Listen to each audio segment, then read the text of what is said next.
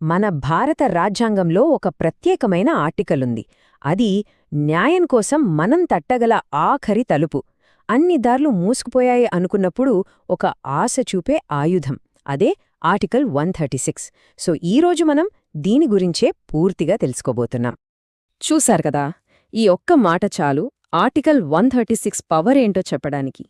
చట్టంలో దారి కనిపించినప్పుడు, న్యాయం జరగాల్సిందే అన్నప్పుడు సుప్రీంకోర్టు తలుపు తట్టడానికున్న ఆఖరి అవకాశం ఇదే.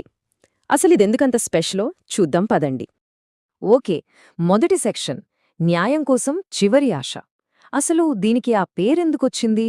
దీన్ని స్పెషల్ లీవ్ టు అపీల్ అంటారు కదా. మరి మిగతా అపీళ్లకు దీనికి తేడా ఏంటి? దీన్ని అందరూ వాడుకలో చివరి ఆశ అని పిలుస్తారు. కాని అధికారికంగా దీని పేరు స్పెషల్ లీవ్ టు అపీల్, షార్ట్గా ఎస్ఎల్పి. అంటే ఏంటి?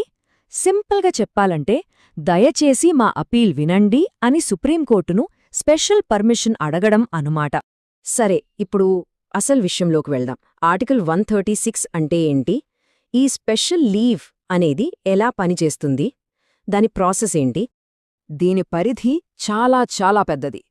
మన దేశంలో ఏ కోర్టైనా సరే, ఏ ట్రిబ్యునల్ అయినా సరే, వాళ్లు ఇచ్చిన తీర్పు మీద మనం సుప్రీంకోర్టుకి వెళ్ళొచ్చు.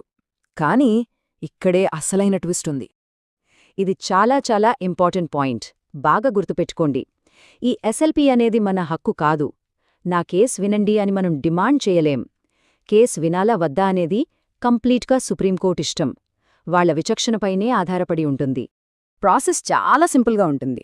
ఫస్ట్ సుప్రీంకోర్టు మన కేస్ ఫైల్ చూస్తుంది. తర్వాత అసలు ఈ కేసులో మనం తలయిడాల్సినంత విషయం ఉందా అని ఆలోచిస్తుంది. ఉంది అనిపిస్తే అప్పుడు పర్మిషన్ ఇస్తుంది. దాన్ని లీవ్ గ్రాంటెడ్ అంటారు. ఒకవేళ ఏం లేదు అనిపిస్తే సింపుల్గా పిటిషన్ను పక్కన పెట్టేస్తుంది. ఎందుకు రిజెక్ట్ చేశారో కారణం కూడా చెప్పాల్సిన అవసరం లేదు. సో చురుకత్తులో ఆర్టికల్ 136 అంటే 1. సుప్రీంకోర్టు ఏ తీర్పునైనా రివ్యూ చేయగలదు. 2. ఈ పవర్ పూర్తిగా తన విచక్షణకే వదిలేశారు. 3. దేశంలోని ఏ కోర్టు, ఏ ట్రిబ్యునల్ అయినా దీని కిందకొస్తుంది. కానీ ఒక్కటే ఎక్సెప్షన్. అదేంటంటే ఆర్మీ కోర్టులు, అంటే కోర్ట్ మార్షల్ ఇచ్చే తీర్పులకి మాత్రం ఇది వర్తించదు.